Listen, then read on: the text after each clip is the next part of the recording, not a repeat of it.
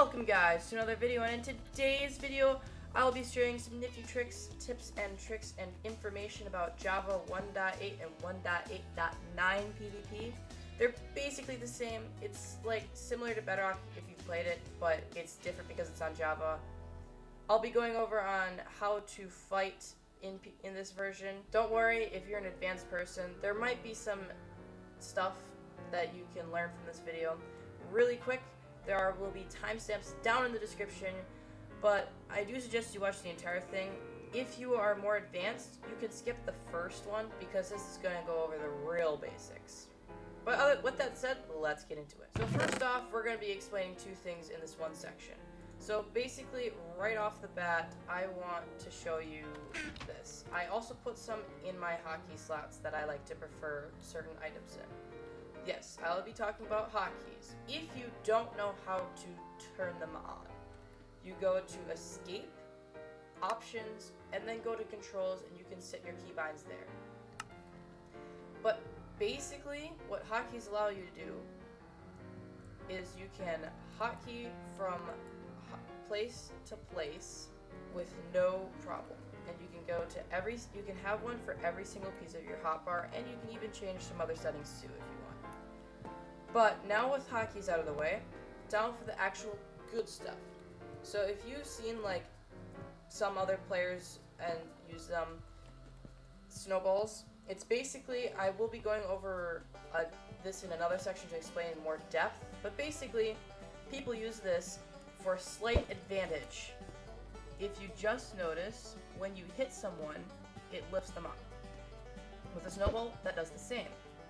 Well, if you combine that with the snowball and the sword, then it'll be good to start a combo that way. This is really good for starting combos, and it can also help keep them in a combo if they're trying to get out of the combo. It can help prevent them from getting out of the combo. So basically, again, that's why they use it, is because of a slight advantage, because I will be going over this in another section, but basically, when your opponent is slightly higher than you, unlike in Bedrock, where you can hit absolutely anywhere on their body, no matter where you are, I mean, technically you can do that too in Java, which is a little bit harder, the reach comes from the player's head, which means you can, if they're slightly higher than you, then you'll be able to reach them and they won't be able to reach you because you'll have that height advantage. So that's why sometimes if you're on a high place, they can hit you when you can't hit them and it feels like they're hacking. So like, this is why they throw it, because it lifts them off the ground slightly to give you a slight advantage when comboing. I hope that that cleared some things up. The last thing in this section I want to go over is why people use fishing rods. I don't know who thought of this, but basically, again, this has to pertain to the snowball, again, where it lifts the player up slightly. So again, we can do this again as if it was the snowball and start comboing them. So that is why a lot of players like to use the fishing rod. Now, they each have their ups and downs, and you have to be accurate with your placement of the rod, but it can be useful to start combos if done correctly. And then if we combine all of these tactics with a method that is very extremely commonly used by the PvP community. You may have heard of it. It's called W-tapping. W-tapping allows you to reset your sprint, dealing lots of more knockback. That was me W-tapping. This is me without W-tapping. See, he's kind of going inside of me. Your first hit in every single combo, well, I mean, your first hit always does the most knockback.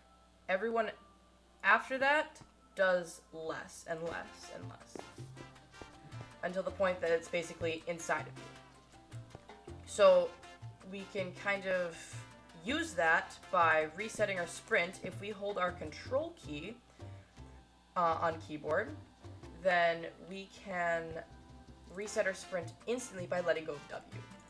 So then again, that's what creates that knockback motion, because then we're taking that most knockback as most as we can. So, and then if we comply all of these other factors, the snowballs or projectiles and the fishing rod, we can get a very insane combo. Like, well, that's an example.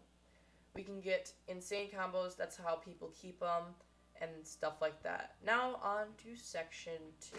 The next segment we will be talking about is bridging. Bridging is the main factor in PvP. It is very important if you want to reach the islands in Skywars or some other game. So there's some very basic ones. I'll be showing you the most reliable ones that I can do. So ones that can be done from all mouses on Java Edition, because all the versions of Java, even 1.9 and above, were basically on every single possible version of Java, it's the same. Bedrock is different. So what we just have to do for speed bridging is very simple. There are 2 ways to do this. One way is first line your crosshair like this, and then hold down the S key, and then let go of shift and press it at the same time as you unshift, basically. So it just takes a little bit to get the timing down, but it's pretty simple, straightforward. You kind of get the picture. It's a very easy way to bridge. Another way that is faster is you either hold S and A and then angle yourself like this. This is very slightly faster than holding S. It is pretty straightforward. There isn't really much to say about this. It just makes it slightly faster. There are also tons of other fancy ways to do it, like breezy, telebridging, stuff like that. Those require a hold of its own tutorial. Those also require dry clicking mouses and double clicking mouses. So but for the speed bridging, that it does not matter what mouse you use. It's gonna be pretty straightforward. Really quick, I will have down in the description a good server called bridger.land. That is a very good practice bridging server for Java Edition. But that is basically everything about bridging. There isn't really much else to say. There are lots of different versions of bridging. I just covered the simplest one. You basically, for Java, you only just need to learn the speed bridge. But that's all I have to say for bridging. On to the next section. We'll be doing some useful information and good things to know about 1.8 and 1.8.9. So very first is some swords. There is in the early versions prior to 1.9, swords have a very special ability. Instead of shields, you have sword blocking. This does not negate all damage. It just reduces the damage. So make sure to keep that in mind when fighting. So you do see like Technoblade and other things, they like switch in between it because it's a good sprint resetting method. Press the sword blocking, which is right click to do that. It can also be nice because it negates, it just slightly reduces the damage. So it's for all swords. But they basically, if you've played Bedrock, they do the exact same damage in this version. That's basically everything you have to know about the swords. Next, we have projectiles. So there is no crossbow in this version. We only have eggs. But a nice feature, if you watch like my Bedrock Edition videos, is that you can spam click the snowballs and spam like both the eggs and the snowballs, which can make it really nice. You can spam this fishing rod. Don't do that. There is no point in doing that. Just, if you've been a pro, just aim it. It slows down their momentum. It's good just to do that. Bows, again, on Bedrock, if you're coming from Bedrock, but if you're coming from Bedrock, there's a slight difference in the arrow angle from Bedrock to Java. The arrow of the angle is just slightly different. The arrow angle is the same in all versions of Java Edition, pretty sure. That's everything about the projectiles. Now moving on to armor. There is no netherite. This is going to be a pretty brief information. Basically, this is the max amount of protection you can get in a game besides from having protection 4 on it. There isn't really any. There are lots of different types of PvP, like diamond pot PvP or something like that. For an example, there are tons and tons of different types of small or less known PvP stuff. They're basically just kits You don't have to really worry about what people saying about that. Just focus on PvP. PvP is just PvP. Now with that armor covered, now let's move on to other things that can be used. The top stuff is mainly going to be used in a lot of things, maybe not the bucket as much, or the milk, but a lot of these things, like these on the top, will be number onely used by a lot of people. I will be going over why. Ender Pearl, you kind of get the idea, you can teleport. And basically, TNT, maybe not as much because it takes a while to set up. Enchantment bottles, mainly only useful for like crystal or something for mending your armor, basically. Ladders, these could be useful for climbing up a steep block like this. Oh, and that's with it. And then for the cobwebs, you can clutch with them and you can stop them in it. Water buckets, you kind of can obviously get it. Water clutch, and also same thing with the lava. And break cobwebs using water, just good to know. You can use it to break the cobwebs.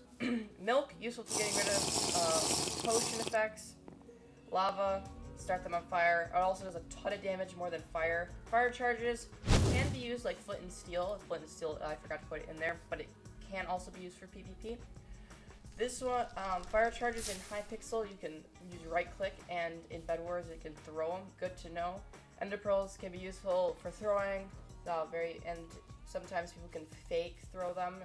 Now moving on to axes. Just don't use these. These are like literally garbage in these versions unless you're playing in 1.9 and above. These just do the exact same damage as in Bedrock Edition. They're useless besides breaking wood slightly faster.